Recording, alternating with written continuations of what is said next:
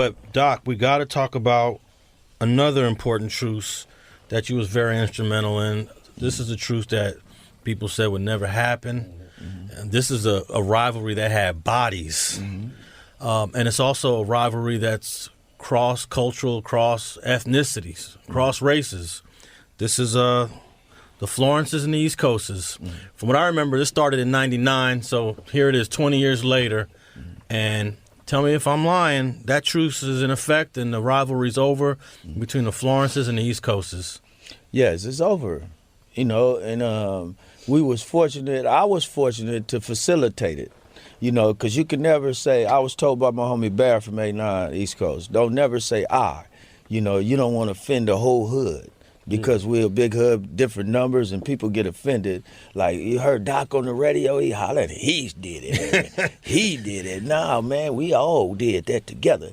It's a facilitator and everything. Yeah, but you played a huge role. And that's the role I played, facilitating it. So, you know, did nobody come with it or come up with it. I came to them with it, to my homies from East Coast Crip, and I facilitated it. And I asked them to roll with me every number.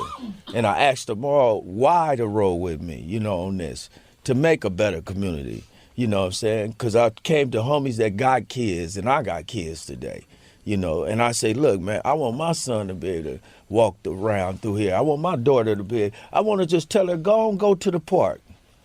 Walk with your brother, go to the park. I don't want to be like, you can't walk to the park. Well, hold on, Daddy. Let me pause the NFL game, and I got to drive you to the park. I got to stay at the park with you. Then I got to come back and finish watching the game, you know, because I got to have the game. I got to have the game recorded, because I can't go and leave you at this park, because they out here is the gang war between us and Florencia that went to the point to where at 1 minute it's a racial war. Next minute it's a gang-related war. It's going back and forth, you know, and you done had over 100 and some murders. So I was looking at that like, come on, man. Like I was telling you now with the Crip and Blood thing, at what point we gonna have to come to our senses to see?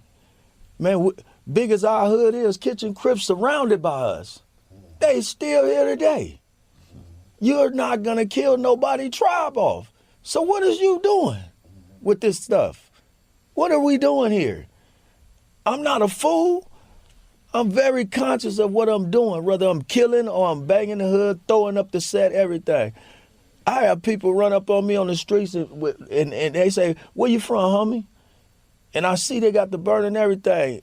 And I'm a Christian, and the Holy Spirit tell me, don't say East Coast Crip, because he's going to bust on you and kill you, and then you're going to die and go to hell for banging that stuff. Just tell him you don't even mess around right now. Just say you don't even mess around, man. Man, I'm with my kids or whatever. Bro, don't even say nothing. Just get in your car and tell him, man, wave your hand at him. Yeah. And I just wave my hand off like, man, go on, man. You're going to do what you're going to do. You're going to do it. That don't make you no buster. No, that ain't my point. My point is I'm on a spiritual level with it. Like, you know, I don't want to die throwing up no East Coast Crip at you. I'm not supposed to let you catch me slipping and then got your gun on me. You going to kill me, I'm going to die with honor. Yeah. Pull the trigger, do what you do. But I'm not supposed to be like, nigga, I'm from East Coast Crip and you kill me. See, I'm on a spiritual level like that with it. That's just me. But for us, with us in Florencia, I'm saying, I asked the homies to let's come together on this to make the community better. And then at the same time, I was telling them I want to go to the Kitchen Crips next and the Broadways, because the F-13s was like, let's do this now while we can. And we had just had a murder where they killed our homie X-Ray from First Street East Coast. And then we went back and was killing them, and we still put this together. And like I tell the homies, if God is with you, who can be against you? Because this was the work of God. So we have to give him the praises, because I can't facilitate nothing myself. This was God working through me and every other one of my homies and every one of the F-13s, whether they was against it or not, whether they hate it still today or not. They're on a standstill not to kill one another because of the work of God working through everybody that facilitated this here. What was your first reaction when you had this opportunity to bring the East Coasters and the Florences together earlier this year. I mean, what was your first thing you thought, like, impossible or hell yeah, let's do it? What was going through your mind at that time? The first thing came to my mind, because you got to understand, I'm one of the main damn near East Coast Crips that's fucking up, you know? And here it is, this come on my plate. So, you know, when JP, that was my coworker in my building, she a BPS blood girl. And she told me that, you know, one of the essays from prison that some Mexican Mafia wanted to holler at me about trucing with us, the East Coast Crips. And I told her, oh, well, you know, she was like, you know, I want to give him your number and, you know, and shit. You know, I was like, hold on, because, you know, well, all right, you know, you got my number, give it to him. Because my thing was like, you know, give it to him. I'm not supposed to holler at him. Shit, you know. So then she ended up giving him the number. And he ended up calling, you know, and then we ended up talking, you know what I'm saying, from there. And from there, you know, I told him straight up, not right now, because y'all just killed the homie X-Ray. So this happened in early August. I think X-Ray got killed in the first week of August. Yeah. So were you talking with him in late July or right before X-Ray got killed, or right after X-Ray? Right after X-Ray. Right after, okay. Right, I mean, immediately after. Immediately after. Even buried. Okay. And I was like, no, not right now, bro. I was like, I wouldn't even go over there and open my mouth trying to tell them let's truce after that. Yeah. So, you know, because they looking up to me, and I'm not going to lose my rep trying to do it at this point in time. So I was like, nah, bro. You know, and then, you know, I never hated no one, because that's a hell of a word to use. So my thing was always like, you know, I don't dislike certain gangs, how they get down when murders do happen. You know, you kill a man in front of his kid. You kill a man in the yard, you know, with his mama and everybody there barbecuing, hanging out. You know, you doing, to me, those coward moves. So I dislike how a person got down. You know, it's a way to get down, you know. So I just dislike that. But when it came to us and them and me for agreeing to facilitate it, I started having visions from God to do what this man is coming to me with. So when I woke up in the morning, I called, you know, the brother back in prison, the Mexican Mafia, homie. That's for Florencia. I just told him straight up, you know what? I said, I'm going to do this with you, bro. Let's do it. And he was like, I'm telling you, Doc, God is going to bless us, bro. Bless everybody. The community is going to be better. And I was like, I feel you, because God's been talking to me, too. Wait up, a Mexican Mafia dude is talking about God? Yeah.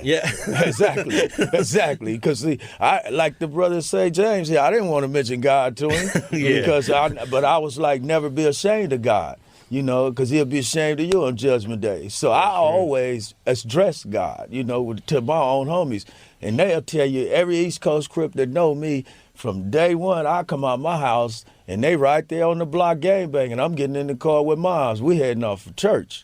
And I catch you and see you giggling and everything, I come right back out of service, get out them dress shoes and slacks, and get in your ass. And let you know, don't get it twisted, because I'm representing Jesus Christ, boy.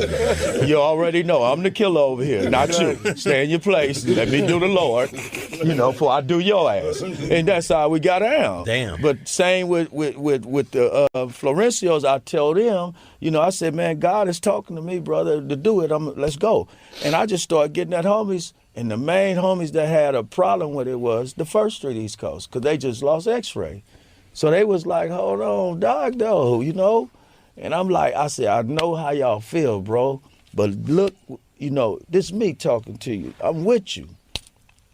I'm one of the main ones with you. I'm saying, do this for me. Work with me on that. I ain't never asked nobody from the hood to work with me on nothing, because I ain't never tried the peace. So I'm asking y'all to peace with me, because it's bigger than just me asking you. And, you know, come on, stand with me on this, and I'm telling you, it's going to work out for the better. Don't think I don't care about X-Ray just like you. You feel me? And let's just do this with me. And my homies from First Street was like, all right, cuz, we with you. We love you, cuz. We all respected how I came, and we took that, and I went back to him after going to every other number that said, do your thing then, homie. We with you, cuz. You see something in it, fuck it, cuz. We love you, cuz. Do your thing. And I went to them, and we all came together, had a meeting. We had a few disagreements, like, but I can't do it. I'm telling you, man, you know. So those people we weeded out, you know, and got things settled. You know, we got their understanding, like majority rule though, homie. And I went back to him and said, we're ready, homie. I told him we ready. And he was like, okay, let me get mine together. And when he got his together, we met inside Chuco's for the first time.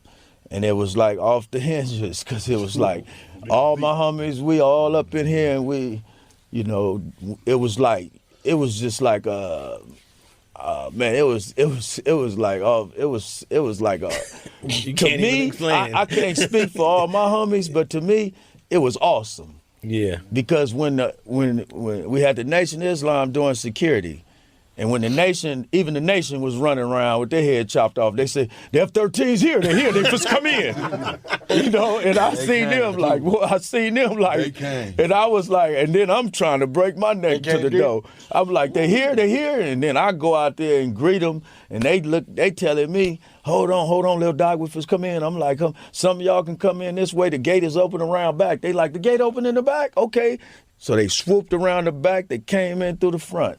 And when they started walking in, all my homies seen them coming in, and I was just like, to me, that was like, that inspired me right there. Like, now I see my purpose in life, because I done pulled off this, not me pulling this off. I said, this got to be the work of God.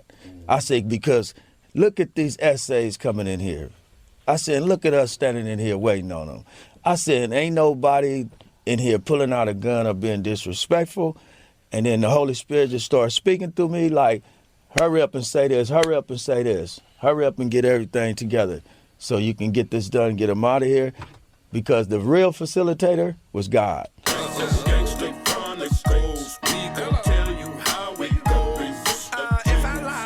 Will grow like Pinocchio. We gon' tell you the truth and nothing but the truth. Gangsta chronic players.